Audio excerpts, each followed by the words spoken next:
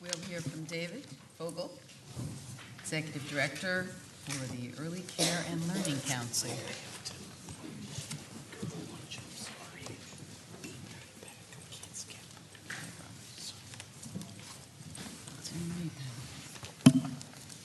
Good morning. I am David Voegele. I am the Executive Director of the Early Care and Learning Council. While listening to the other speakers, I found myself scribbling out half of my presentation today because it's been covered. There are still some prepared remarks that I've made that might give a slightly different spin on some of these issues, so I do want to touch upon those. And in the course of this last conversation, issues were raised related to tax credits, and there are a couple issues that I might address that I wasn't planning to address, and I'll certainly try to keep it within the 10 minutes that you would like. But going back to just my initial background information I wanted to provide you with, the Early Care and Learning Council is a statewide nonprofit organization that links with the 35 child care resource and referral programs across the state to provide services to families and providers throughout the state of New York. We are one of the founding members of the Winning Beginnings Coalition, and the Early Care Learning Council and its CCR&R members are represented at virtually every coalition, every work group, every committee in the state that deals with the needs of young children. Essentially, ECLC and the CCR&Rs are united in purpose to promote quality early childhood education and care for children regardless of income. This is exceedingly difficult to do in any environment that does not fully appreciate the value of or the critical need for quality care and early learning services. Quality child care is, in fact, early education. Early childhood is a period of rapid development and learning. Young children learn, among other things, how to think and reason, how to acquire knowledge and skills, how to interact with others. Children flourish when the important adults in their lives are aware of how the brain develops and learning occurs, and how to support children's growth in these areas. Numerous studies have documented the profound impact of positive early learning and effective caregiving experiences. The fact that we're here today is evidence that you already know this. You know that childcare is not simply babysitting, that the early years are the most critical in the development of a child's brain, and early childhood is really all about learning. That's why quality is so important, and that's why we can't lose sight of it when we talk about the subsidy issue and losing subsidies. We need there to be quality care for our children, for them to flourish and succeed in school and in life.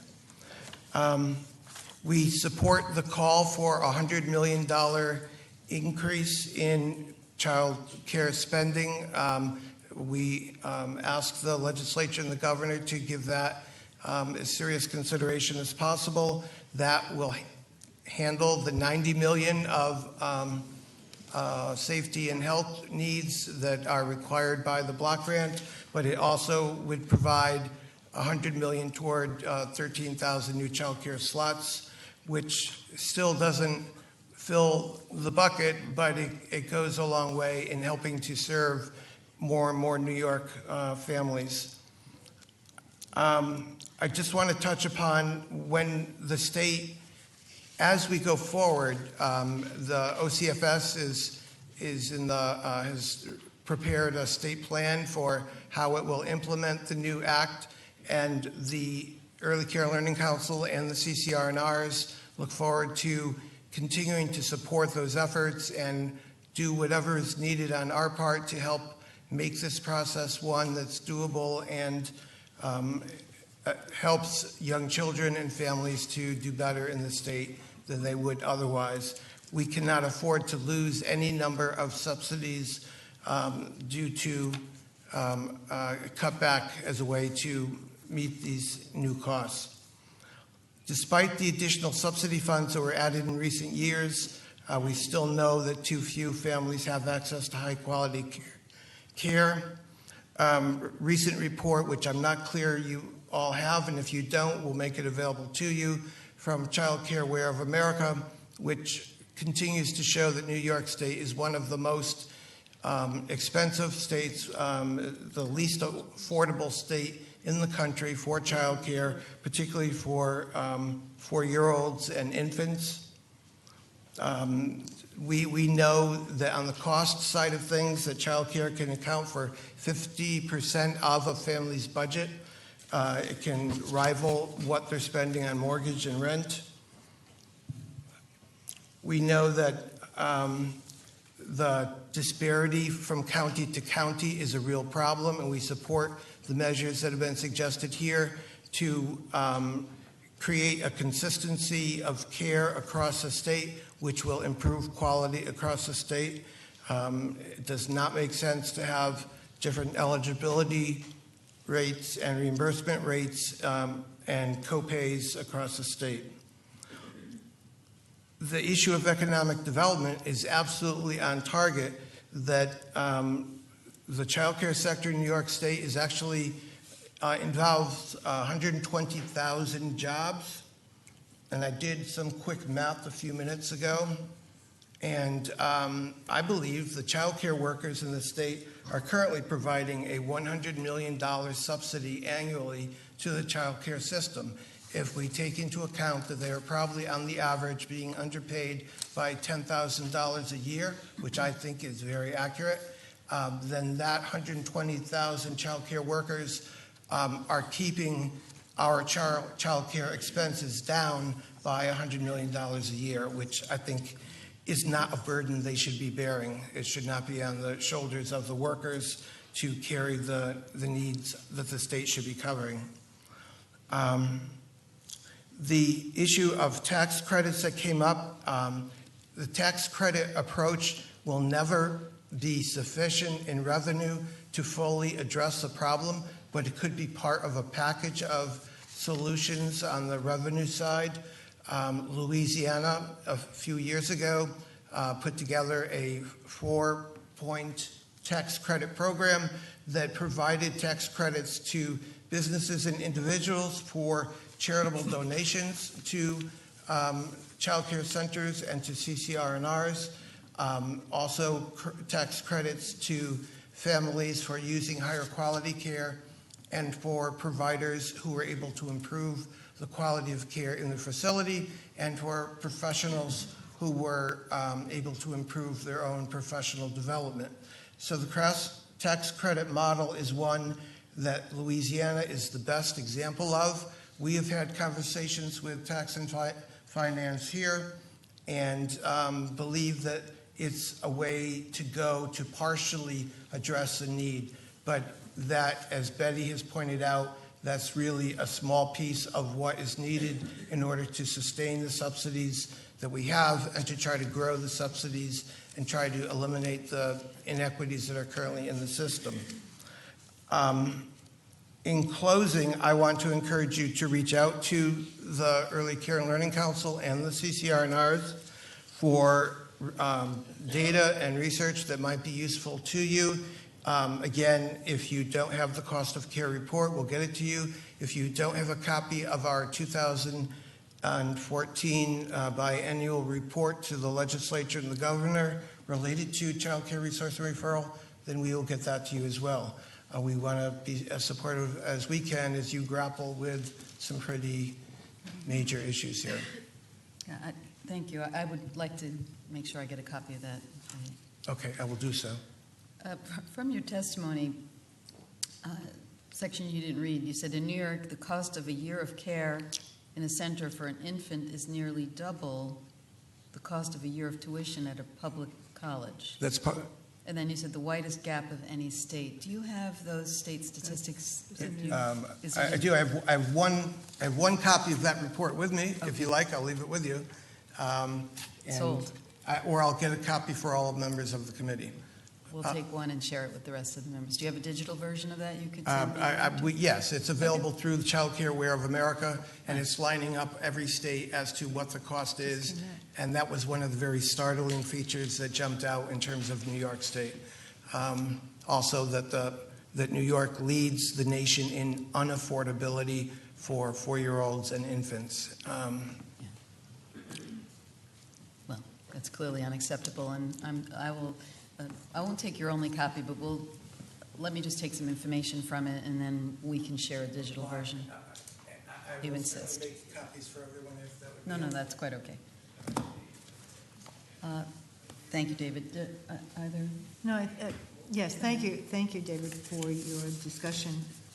You know, it's towards the end of your comments here, you discussed about the child care industry and being one of the most impactful small business sectors. And I think that's something that's extremely important, given the struggle that so many of these providers are facing now and will be facing even more as we move forward with this new initiatives in terms of that the federal government has put forward, and the fact that we're not going to have the funding. But it is economic development, and it is an industry, as much as we would generally don't like to discuss it that way. It's more of child care, child development as well. What do you see in terms of an effort to further advance the ability of the state of these child care providers to expand their services in terms of quality service? And that's the other issue. So many families who can't afford this or do lose their subsidies, then they have their children in sites that are not providing appropriate child care services. One of the efforts on our part is to work with communities, particularly business leaders, to raise their awareness of the child care issue and how it is an economic development issue. And it points to both keeping a stable workforce now, but also what our future looks like as a state in terms of educating and having talented, competent people 20 years from now who have gone through the school system.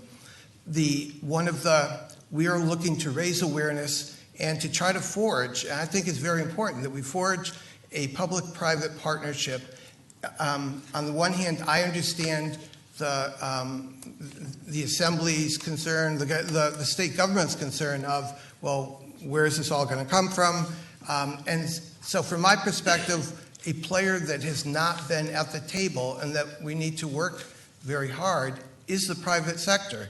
That the Child Care of Aware report at some point in there references a fact that private philanthropy and businesses provide approximately 1% of the support for early learning services. Now, if we can work with businesses to get them more engaged, and there's actually a listing in that report also of some of the businesses who offer paid family leave, who have amazing benefit packages that are incredibly beneficial to the needs of a low-income family with children.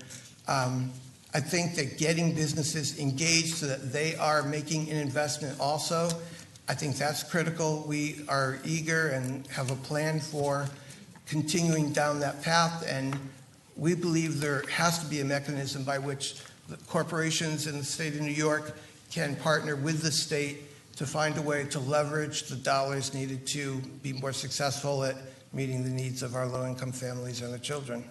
Yeah, I agree, and we've had this, others have noted, and it's something that we've discussed before, moving it as a statewide system, which really I think would be very, very helpful to so many of these families. If you're working in one area and you're moving to find a job in another area, suddenly you lose your child care opportunity because this other county has different rules in terms of who will be provided the subsidies. It's very challenging. And it's a little crazy, and oftentimes people, I look longingly at Connecticut and Vermont and Massachusetts, all who have a more coherent early learning system that is better coordinated and has streams of funding going through one office, and are doing things in a way that is far more cost effective and has far better end results because it isn't wasting money, it isn't creating enormous bureaucracies, but it's coordinating systems. I think we can do that in New York. It may take us 10 years, but I think we need to get started. Well, I've sponsored legislation. I will continue to discuss that in terms of an agency in New York State, Okay. to be able to have one site where we really do focus on the child care, and I think Right. that's essential. And I'm hopeful that that's something we'll be able to do moving forward. Thank you. Thank you. Just one question, David, which I think I could ask anybody that spoke today. We hear over and over about only 22% of the families are able to get a subsidy. Mm-hmm.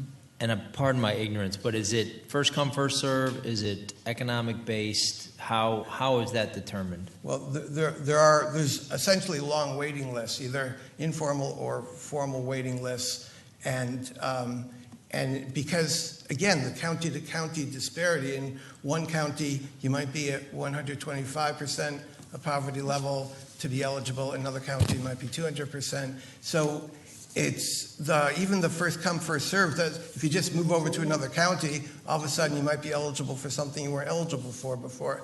So there's a lot of weirdness in how it's functioning. It's pretty dysfunctional as it currently is, and that's why I don't think it's really possible to look at this piecemeal and try to tinker here or there.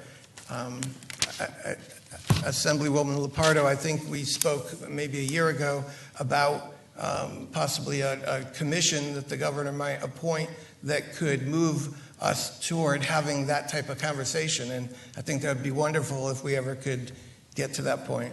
That unfortunately was vetoed for the second year in a row. We'll keep at it. Okay. Thank you. Thanks. Thank you. Thank you very much.